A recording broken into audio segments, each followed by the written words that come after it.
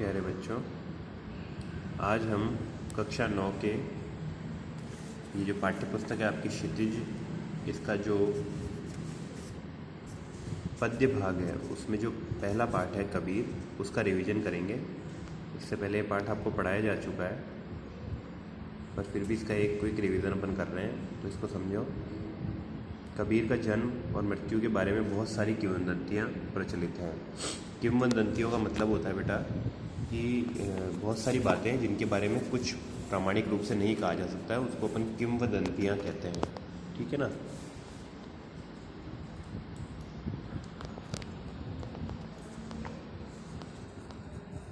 ठीक है ना। ऐसा कहा जाता है कि इनका जो जन्म है वो 1398 में काशी में हुआ था और 1518 में इनका देहांत जो है मगहर नाम की जगह पर हुआ था। कबीर ने कोई भी एजुकेशन उनकी नहीं हुई थी ठीक ढंग से, जैसे स्कूल वगैरह में जा कर के, परंतु सत्संग यानी अच्छे लोगों के साथ में उनका बहुत उठना बैठना था, पर्यटन और अनुभव से उन्होंने ज्ञान प्राप्त कर लिया था। भक्ति काल की निर्गुण संत परंपरा के वो प्रमुख कवि थे और उनकी मुख्यतः जो उनकी रचनाएं थी वो कबीर ग्रंथावली में संग्रहित है, किंतु कबीर पंथ में उनकी रचनाओं का संग्रह बीजक को ही प्रमाणिक माना गया है। कुछ रचनाएं उनकी जो है वो गुरु ग्रंथ साहब में भी मिलती है। गुरु ग्रंथ साहिब जो सिख समाज है उसका प्रमुख ग्रंथ है और कबीर अत्यंत उदार, निर्भय, सद्गृहस्थ संत थे, यानी कि वो एक अच्छे व्यक्ति थे और वो किसी से डरते नहीं थे सही बात कहने में। ठीक है ना। और वो भगवान की एकता में विश्वास करते थे, राम और रहीम की, यानी कि वो ऐसा कहते थे कि ईश्वर एक ही है, हम चाहे उसे किसी भी नाम से पुकारें, है ना। और वो किसी भी तरह का पाखंड, भेदभाव और कर्म कांडों का विरोध करते थे। उन्होंने अपने काव्य में धार्मिक और सामाजिक भेदभाव से मुक्त मनुष्य की कल्पना की। ईश्वर प्रेम, ज्ञान तथा वैराग्य, गुरु भक्ति, सत्संग, साधु महिमा के आत्मबोध और जगत बोध की अभिव्यक्ति उन्होंने अपने काव्य में की है। और कबीर की भाषा में बड़ी सहजता है, काव्यात्मकता की शक्ति है, वो लोगों की बातों के निकट है, मतलब उनकी जो भाषा है वो लोग समझ सकें ऐसी भाषा में उन्होंने लिखा है और सरल बात लिखी है ना। और सरल ढंग से ही उन्होंने दार्शनिक बातें, बड़ी बड़ी बातें भी बहुत सरल भाव से उन्होंने कही है। अब इस पाठ के अंदर जो है आपके यहाँ पर जो संकलित पाठ है, साखियाँ है, उसमें प्रेम का महत्व, संतों में क्या क्या लक्षण होते हैं वो, ज्ञान की महिमा, बाहरी आडंबरों का विरोध आदि भावों का उल्लेख हुआ है। पहले सबद है, ठीक है ना, उसके बाद में बाह्य आडंबरों का विरोध है, भीतर की जो ईश्वर की व्याप्ति का संकेत है ना। तो इस तरह से उन्होंने काफ़ी अच्छे तरीके से इसमें बताया। तो अपन इसको जल्दी से एक बार अपन देख लेते हैं। तो पहला देखो, साखियाँ है, इसमें दो चीज़ें, एक तो साखियाँ और एक सबद। ठीक है ना। तो हम दोनों को समझेंगे। सबसे पहले साखियाँ हैं, तो मान सरोवर, पहली साखी बता रहा हूँ मैं आपको। मान सरोवर सुभर जल, हंसा केली कराही, मुक्ता फल मुक्ता चुगे, अब उड़ी अनंत न जाही। ये कह रहे हैं कि जो मान सरोवर का जो जल है, ठीक है ना, मान सरोवर का जो पानी है असल में स्वच्छ जल से भरा हुआ है वो, क्योंकि मानसरोवर ऐसी जगह है जहाँ पर एकदम स्वच्छ पानी है और उसमें हंस जो है वो खेलते रहते हैं। हंस एक पक्षी होता है, वो मानसरोवर में खेलते हैं और वहाँ पर वो ऐसा कहते हैं कि मोतियों को चुगते हैं और उस आनंददायी स्थान को छोड़ करके वो कहीं भी जाना नहीं चाहते।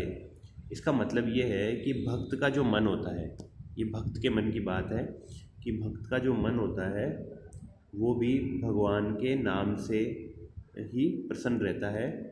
वो उस भगवान के जो नाम रूपी या भगवान के जो अनुभव रूपी स्वच्छ जल में ही वो विहार करता है उसका मन, और उस आनंद के मोतियों को वहाँ पर चूमता रहता है। यानी एक बार व्यक्ति को ईश्वर का साक्षात्कार हो जाता है तो फिर वो और दूसरी जगह नहीं जाता है, फिर वो ईश्वर में ही आनंदित होता रहता है। तो ये आपको समझ में आ गया होगा। प्रेमी ढूंढत मैं फिरो, प्रेमी मिले ना कोई, प्रेमी को प्रेमी मिले, सब विष अमृत होई। दूसरे में ये कह रहे हैं कि मैं प्रेमी व्यक्ति को ढूंढता हूँ पर मुझे कोई भी प्रेमी व्यक्ति नहीं मिला। अर्थात जो भक्त होता है, जो सरल व्यक्ति होता है, उसको जब भक्त व्यक्ति या सत्संगी व्यक्ति मिल जाता है, या तो पहले मिलता ही नहीं है, और अगर मिलता नहीं है जब तक तो कुछ भी नहीं होता, लेकिन जब वो उसको मिल जाता है तो सब विष अमृत होई। तो फिर वो लोग मिल करके उनके आपस में एक दूसरे की जो दुर्भावनाएं हैं, जो दुर्गुण हैं, जो दुर्विचार हैं, बुरी चीज़ें हैं, आदतें हैं, वो सब छूट जाती है। यानी अच्छे व्यक्तियों का साथ मिलने पर व्यक्ति अच्छा बनता है। ये इसका जो मूल भाव है वो ये है। भक्त के साथ मिलने पर आप में भी भक्ति आएगी, है ना। हस्ती चढ़िए ज्ञान की, सहज दुलीचा डारी, स्वान रूप संसार है, भूकन दे झक मारी। ये कह रहे हैं कि आप लोगों को या हम लोगों को विद्यावान होना चाहिए, ज्ञान की सवारी करनी चाहिए। यानी ज्ञान की सवारी का मतलब है, हाथी की सवारी का मतलब है कि ज्ञान की सवारी करनी चाहिए। तो अगर हमको ज्ञान प्राप्त हो जाएगा तो फिर हमारे लिए कोई भी चीज़ मुश्किल नहीं रहेगी, क्योंकि ये संसार जो है ना, इसको इन्होंने बताया है स्वान रूप संसार है। यानी ये संसार जो है वो कुत्ते के समान है ना। और कुत्ते क्या करते हैं, आप किसी भी गली में जाएंगे कुत्ते भौंकेंगे, है ना। तो इसीलिए अगर उनको चुप कराना है तो आप में इतनी शक्ति होनी चाहिए कि आप में इतना ज्ञान होना चाहिए कि वो संसार फिर आप पर भौंक ना सके। यानी इसका मूल भाव ये है कि व्यक्ति को ज्ञानी होना बहुत ज़रूरी है। जब ज्ञान की शक्ति होगी तो वो संसार में भी आराम से रह पाएगा। तो और आज भी आप देखते हैं कि एजुकेशन का कितना महत्व है। अगर हम शिक्षित होंगे तो ही संसार में हम टिक सकेंगे। तो इसीलिए यहाँ पर ज्ञान का महत्व बताया गया कि भाई ज्ञान रूपी हाथी की सवारी करनी चाहिए, है ना, जिससे कि और सहज दुलीचा डारी का मतलब ही यही है कि एक जगह बैठ करके ही हमको ज्ञान प्राप्त हो सकता है। ये नहीं कि हम घूम रहे हैं बाहर और सब जगह ये सब कर रहे हैं। हम एक जगह बैठेंगे, घंटे 2 घंटे रोज़ पढ़ेंगे, तभी हमको ज्ञान की प्राप्ति होगी, है ना। और पखा पखी के कारणे सब जग रहा भुलान, निरपक होई के हरि भजे सोई संत सुजान। ये कह रहे हैं कि पक्ष और विपक्ष के कारण, पखा पखी पक्ष और विपक्ष के कारण सारा जग जो है वो सच्ची बात को भूल रहा है, असली बात को भूल रहा है। और निरपक होई के हरि भजे सोई संत सुजान। और वही व्यक्ति अच्छा व्यक्ति कहा जा सकता है, बुद्धिमान कहा जा सकता है, जो बिना किसी पक्ष के भगवान का भजन करता है। पक्ष विपक्ष का मतलब यहाँ पर क्या है कि कोई कहता है कि भगवान जो है मूर्ति में नहीं है, कोई कहता है कि ऐसे करने से भगवान मिलेगा, कोई वैसे, सब अपने अपने पक्ष से कह रहे हैं ना। हिंदू कह रहा है भगवान की मूर्ति बना के पूजा करो, मुसलमान कह रहा है मूर्ति मत बनाओ। लेकिन जो व्यक्ति इन सब से ऊपर उठ करके भगवान को सिर्फ भगवान मानते हुए भजता है, फिर वही व्यक्ति बुद्धिमान कहा जाता है। हिंदू मुआ राम कही, मुसलमान खुदाई, कहे कबीर जो जीव सो जीवता, सो दुह के निकट न जाई।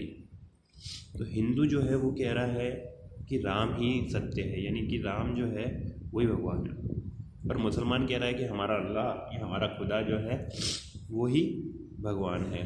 तो कहे कबीर सो जीवता, जो दुह के निकट ना जाए। लेकिन कबीरदास जी कह रहे हैं कि जो व्यक्ति इन दोनों से दूर रहता है, दोनों का मतलब है हिंदुओं और मुसलमानों की इन बातों से दूर रहता है, वही ये पहले जो आया ना निरपक होई के हरि भजे, ठीक उसका ही ये आगे का है कि जो व्यक्ति इन दोनों से ही दूर रह करके और ईश्वर का ही भजन करता है, इस चीज़ों में नहीं पड़ता है कि कौन क्या कह रहा है, और स्वयं अपने लेवल पे ही भजन करता है, तो वही जो है वही व्यक्ति जीवित होने के समान है। और इसके आगे वाले में भी यही है कि काबा फिरी काशी भया, राम ही भया रहीम, मोड़ चून मैदा भया, बैठी कबीरा जीम। यानी काबा ही काशी है। काबा उस जगह का नाम है जहाँ जिसको मुसलमानों के धर्म में, इस्लाम में पवित्र जगह माना गया है। तो काबा फिरी काशी भया, और काशी जो है वो हिंदुओं का पवित्र स्थल है ना। तो कह रहे हैं कि काबा ही काशी बन गया है, राम और रहीम दोनों एक हो गए हैं। और मोड़ चून मैदा भया, जो बड़ा मोटा अनाज था, मोटा जो आटा था, वो एकदम बारीक मैदे जैसा हो गया है। अब बैठी कबीरा जी। अब कबीर को उसमें आनंद आ रहा है, यानी कबीर जो है, कबीर के लिए भगवान जो है, काबा हो या काशी, राम हो या रहीम, उसमें कोई फ़र्क नहीं रह गया है। और जो पहले खटकती थी जो बातें कि ये राम और अल्लाह एक कैसे हो गए, भगवान एक कैसे हो सकते हैं, जो मूर्ति में है वो बिना मूर्ति में कैसे हो सकता है, वो सब मोटी मोटी जो बातें थी वो पीस करके मैंने मैदे की तरह से बना ली है। यानी मुझे पता चल गया है, वास्तविक ज्ञान हो गया है कि ये सब एक ही है।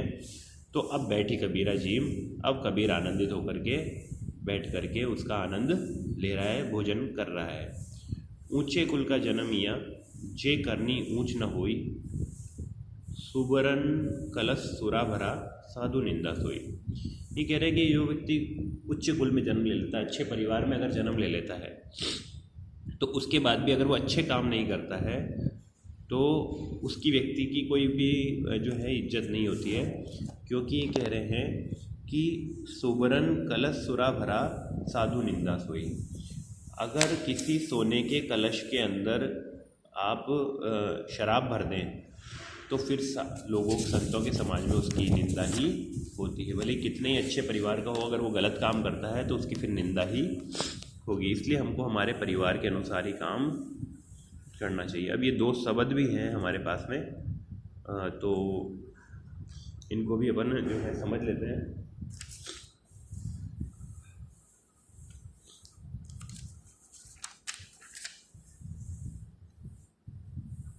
ठीक है बेटा। तो मोह को कहाँ ढूंढे रे बंदे, मैं तो तेरे पास में। तो ये भगवान कह रहे हैं कि हे व्यक्ति, हे जो है बंदे, तू मुझको कहाँ ढूंढता है, मैं तो बिल्कुल तेरे पास में हूँ। ना मैं देवल, ना मैं मस्जिद, ना काबे कैलाश में। न मैं तो किसी मंदिर में भी नहीं हूँ, ना मैं मस्जिद में हूँ, ना मैं काबे में हूँ। काबा मतलब मैंने बताया पहले भी, जो मुसलमानों का सबसे पवित्र स्थल है, और कैलाश जो हिंदुओं का पवित्र स्थल है। और ना मैं कोने क्रिया कर्म में, नहीं योग वैराग में। और जो ये लोग जो पूजा पाठ करते हैं, इनमें भी मैं नहीं हूँ, ना योग में हूँ, ना वैराग्य में हूँ। खोजी होए तो तुरंत ही मिली हो, पल भर की तलाश में। अगर कोई वास्तविक खोजी व्यक्ति होता है, जो मुझे वास्तव में ही खोजना चाहता है, तो मैं उसे तुरंत ही मिल जाता हूँ। ठीक है ना, पल भर की तलाश में उसको मिल जाता हूँ। और कहे कबीर सुनो भाई साधो, सब श्वासों के साथ में, कि जो भी मनुष्य हैं उन सब की जो श्वासें चल रही है ना, वो भगवान के कारण ही चल रही है। भगवान ही है उनमें, है ना, उन श्वासों में। इसलिए हमको हर मनुष्य की सेवा करनी चाहिए, सब में भगवान को देखना। देखो, ये एक सबसे सरल सूत्र है भगवान को पाने का, कि भगवान को अगर आप समझना चाहते हो, जानना चाहते हो जल्द से जल्द, तो सब में आप भगवान को देखना शुरू करें और सबकी सेवा करना शुरू कर दें। आप देखेंगे थोड़े ही समय में जो है आपको वास्तविकता का एहसास होगा। तो संतों भाई आई ज्ञान की आंधी रे, ये कह रहे हैं, हे संतों, ज्ञान की आंधी आ गई है, भ्रम की टाटी सबे उड़ानी, माया रहे न बांधी। और भ्रम की सारी टाटियाँ उड़ गई है, मतलब भ्रम की सारी जो खिड़कियों के ऊपर जो वो पर्दे टाइप के लगाए जाते थे पहले लकड़ी के, वो सब उड़ गए हैं। माया रही न बांधी, और चारों तरफ से माया का जो आवरण है वो हट गया है। हित चित की द्वे धुनी गिरानी, मोह बलिंडा टूटा। और जो हमारे जो जितनी भी ये जो माया रूपी जो रस्सी है वो भी टूट गई है।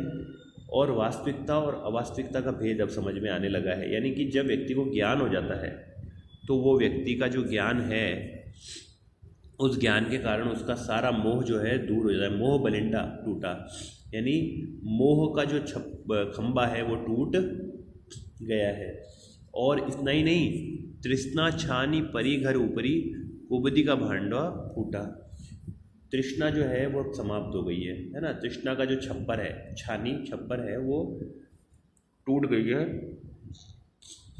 और मोह का जो वो है, उसको जो संभालने वाला, मोह का जो डंडा है, जो छप्पर लगा हुआ रहता है, तो डंडे के सहारे पे रहता है, वो भी टूट गया है।